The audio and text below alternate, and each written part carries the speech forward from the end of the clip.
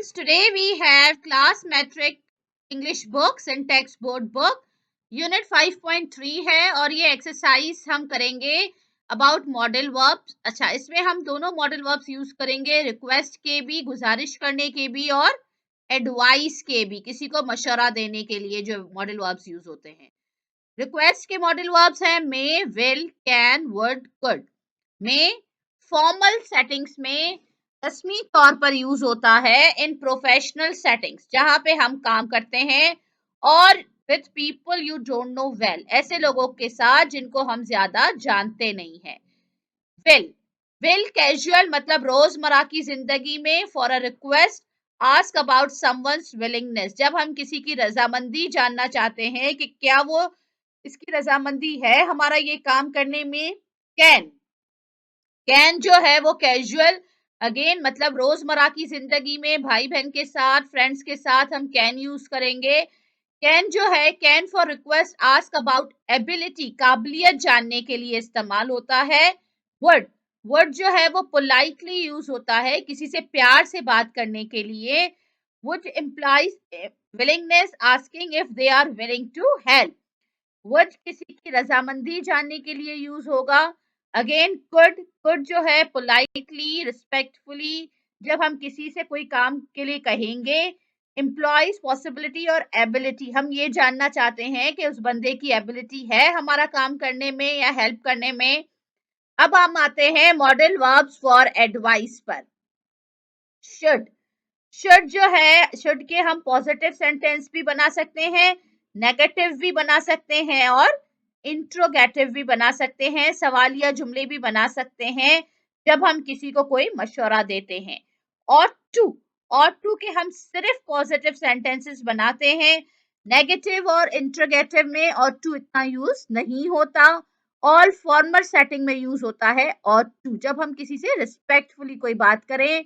और टू हमें थोड़ा इखलाकी तौर पर भी, हम जो किसी को मशवरा देते हैं कोई काम के लिए तो हम और टू यूज करते हैं।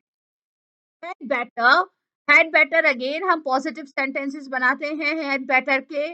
और शो कॉन्सिक्वेंसेस, हैड बेटर हमें ये भी बताता है कि अगर तुमने ये काम नहीं किया तो तुम्हें इसका नुकसान उठाना पड़ेगा। ये एक्सरसाइज हमारी class matric English syntax board book से ली गई है। एक्सरसाइज नंबर 6 है, यूनिट 5.3 है। इसमें हमें जो ये सेंटेंसेस पढ़कर और दोनों मॉडल वर्ब्स यूज करने हैं, एडवाइस के भी या रिक्वेस्ट के, ठीक है। और इन सेंटेंसेस को दोबारा से लिखना है और यहाँ पे सिचुएशंस दी गई हैं, या तो रिक्वेस्ट होगी या तो एडवाइस होगी। You need a pen and your sister has a one, आपको पेन चाहिए और आपकी बहन के पास एक पेन है, तो यहाँ पे हम उससे क्या करेंगे, रिक्वेस्ट करेंगे, गुजारिश करेंगे। Can you please give me your pen.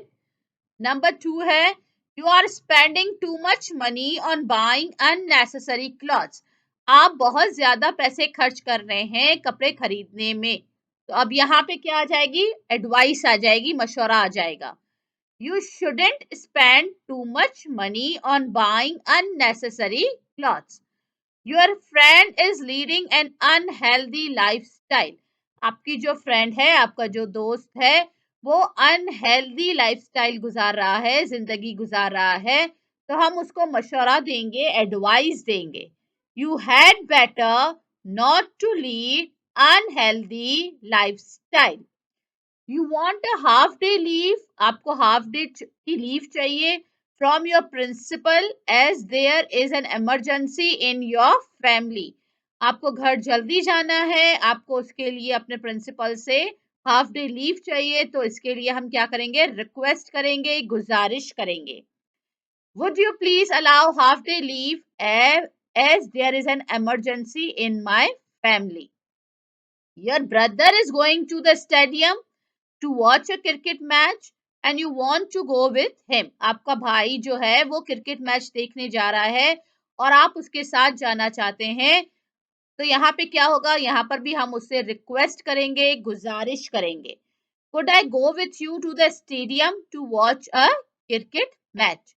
My friend was telling me a secret about her family. मेरा दोस्त जो है वो अपने फैमिली का, अपने खानदान का राज मुझे बता रहा था। तो मैंने उसको क्या किया, रिक्वेस्ट की या एडवाइस की, तो मैंने उसे कोई मशवरा दिया होगा। You should not tell the secret to everyone, आपको ये सीक्रेट राज सबको नहीं बताना चाहिए। What does your mother say if you spend too much time playing games rather than studying?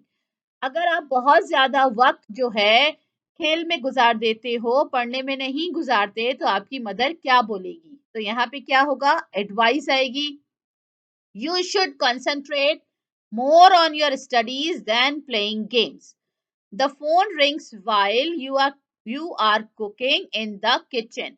आप खाना पका रहे हैं और फोन बज रहा है। Your father is near the telephone, और आपके फादर वहीं खड़े हैं फोन के करीब। अब आप इसको क्या करेंगे, एडवाइस देंगे, मशवरा देंगे, या उससे कोई गुजारिश करेंगे, हम उससे रिक्वेस्ट करेंगे उनसे। Could you please pick up the phone father, I am cooking in the kitchen.